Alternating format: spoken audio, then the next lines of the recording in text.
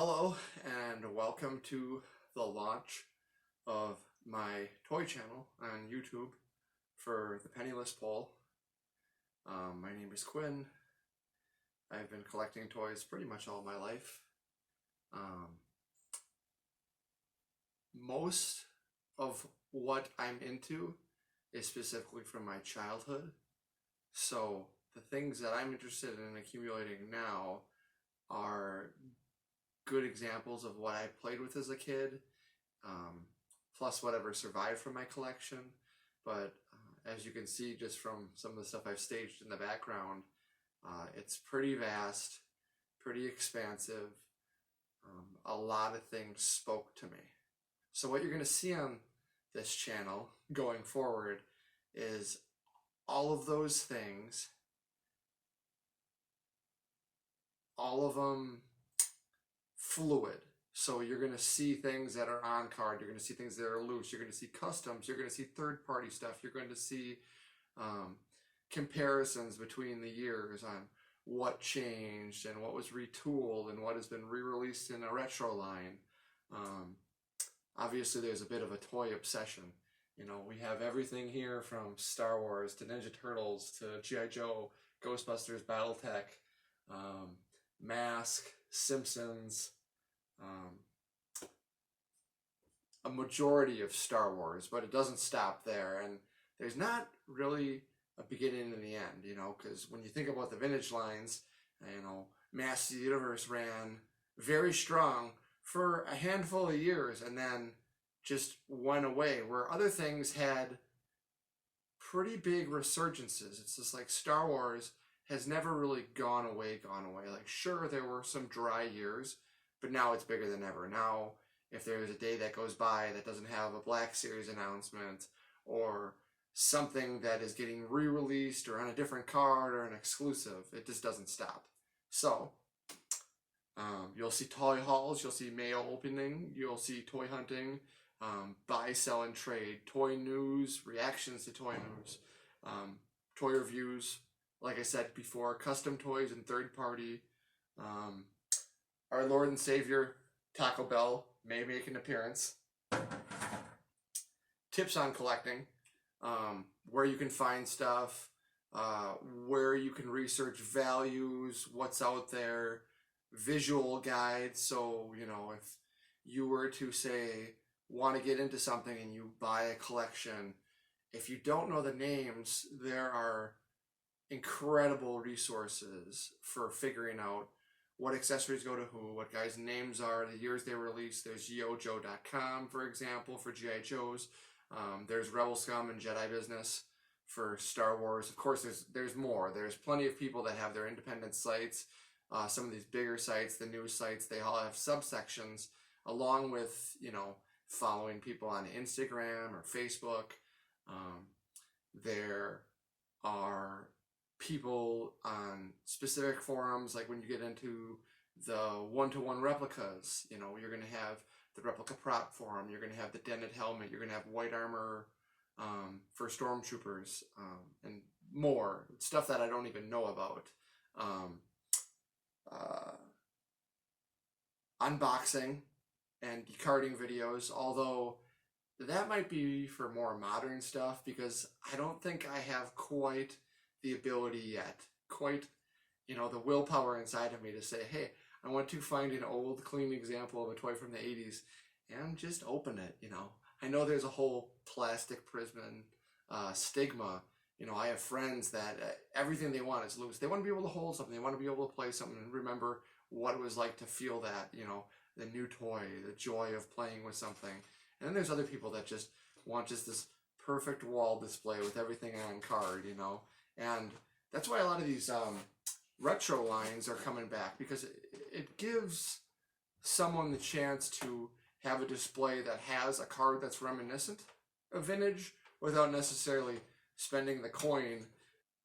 Take two. Anyways, I got cut off by the video length.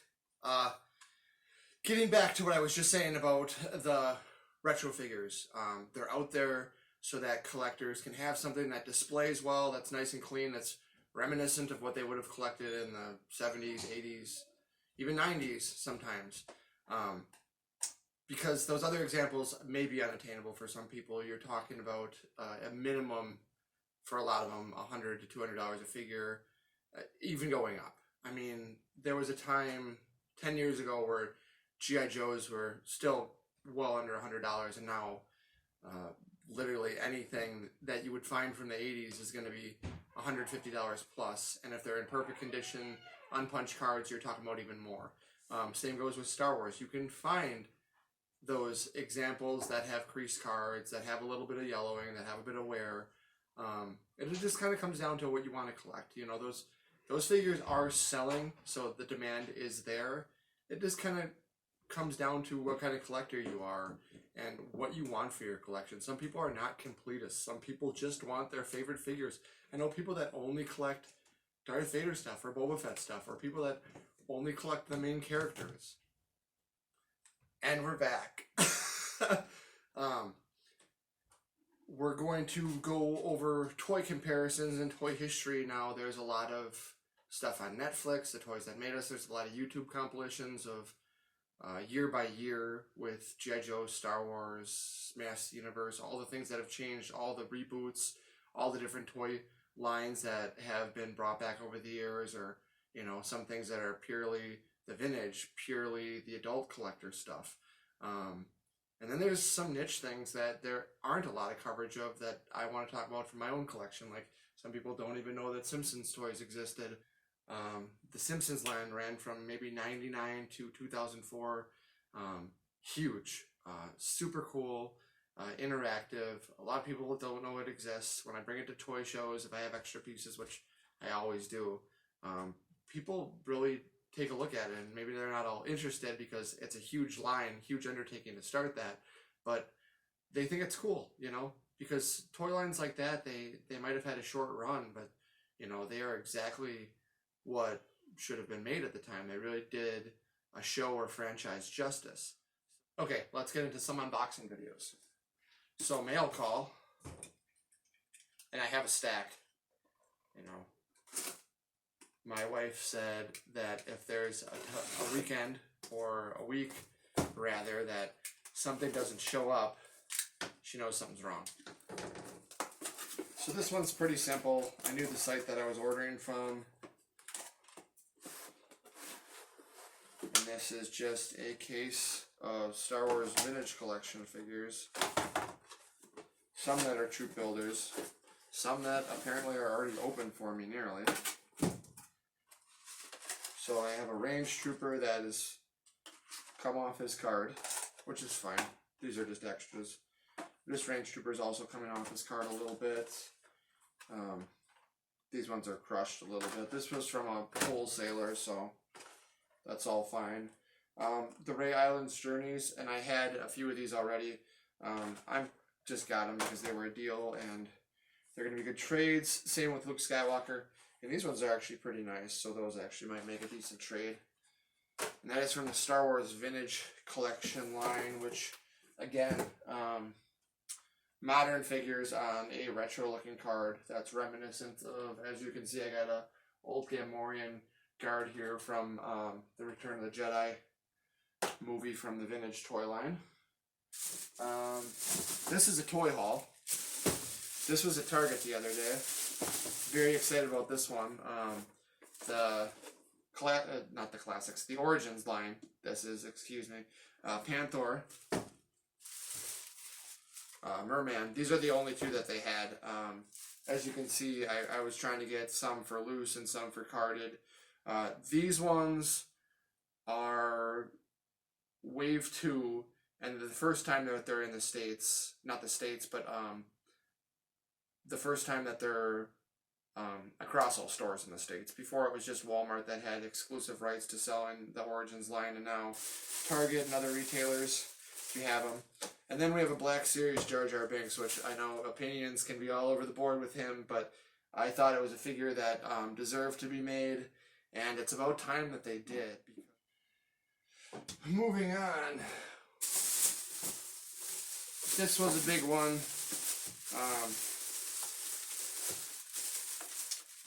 I have been looking for these. They had just come out. It's the Classifieds G.I. Joe, which is a modern 6-inch line. They've never done anything really like this before. This is Firefly. The whole line's pretty hot. They don't sit on the pegs at all. Online market resale is huge for them. I didn't want to empty the shelf, but I did get a few because I wanted to, and then I have another one I picked up to help somebody out. And as soon as I posted about it yesterday, somebody took me up on the offer, so I was able to help somebody out with that, just above cost, you know, cover shipping and stuff. This one's real simple, not very exciting, honestly. There's a shop, and I have mixed feelings about it, but again, I like these local shops being around because it's more merchandise. If there wasn't a place for people to take their stuff, you know, it might just sit in their basement. You know, they're going to trade it and they're going to buy something else. So, you know, unless I ever bother starting up my own shop, which people tell me to do, but I just don't have time for that right now. The best way is to shop your local comic shops and your local resale shops and see if they have any deals that's worth picking up. So just some Revenge of the Sith figures, you know, like $3 for Padme, $6 for Obi-Wan. There's the Exploding Body Grievous for $5. This was a Yoda for $6, and it's got the period correct star case, which a lot of times when I can get a figure for $5-6 and it's got a star case, I figure why not? They're pretty much giving it away to me. Okay. And then this might be a really cool one, but we'll see. I was very diligent. I actually wanted to save this for a mail call unboxing video. This is something I've been waiting 3 months for, and hopefully it's complete. This is from NECA, and this is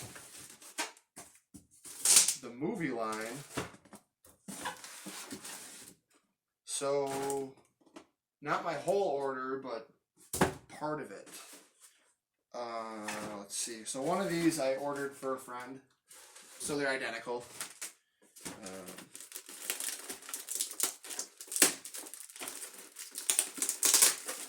So NECA, if you're not familiar, I forget the acronym. It stands for something. Can't think of it right now. But they make some really realistic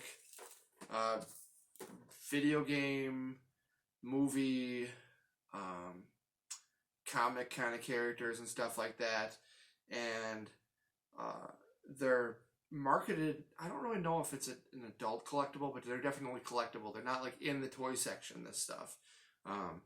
So this is Raphael in disguise, and Casey Jones from the 90s Ninja Turtle movie. About 90s. I forget actually what year it came out, but if you know it, you know it. Otherwise, you could look it up and realize that there weren't just comic books, there weren't just a cartoon. This has actually been rebooted a lot of times. As you can see, it's got a Nickelodeon logo now because they've had shows on Nickelodeon. So these, I think the movie line's exclusive to Walmart. And then the Toon line, they call it. Got some of them on the bottom shelf over here and more over there. I don't have it complete. For comparison, this is the Toon line. And these are really good. These are better in a sense than the vintage as far as a representation of what you see in the show.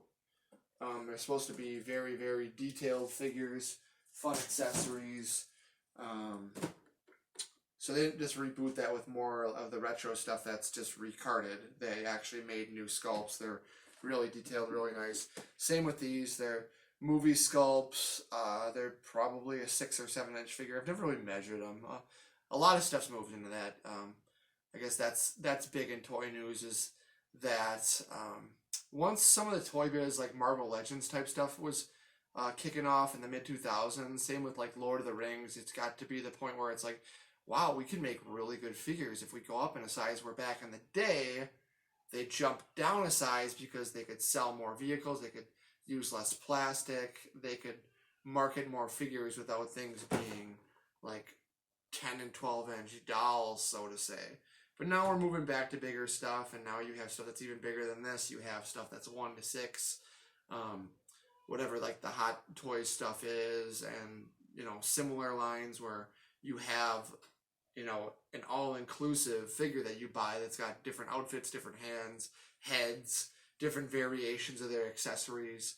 And that's where a lot of the toy photography people, which is huge. If you look up toy photography on Instagram, you will just get lost in a sea of accounts that have stuff that, the guys that are really good could make you think that these are movie stills, even though they're toys. They clean up. I'm sure that there's a lot of touch-ups in the software, but at the same time, they're building these dioramas, they're putting all these things together, they're using their effects, and the stuff looks great. Even on the back here, they show you, and I'm sure you can't really see well on a camera, but if you were to look up the card back on this, it looks like it could be from a movie, if you light it right. So that is the NECA Teenage Mutant Ninja Turtles movie line. And I was waiting a long time for that. That was a long pre-order back to October or November at least. I never found one in the store, so. Okay, so back again. Just wanted to reiterate what I said before. The channel is going to be fluid, expanding. I will touch off on whatever people want to see, whatever people really sparking their interest, whatever questions they have.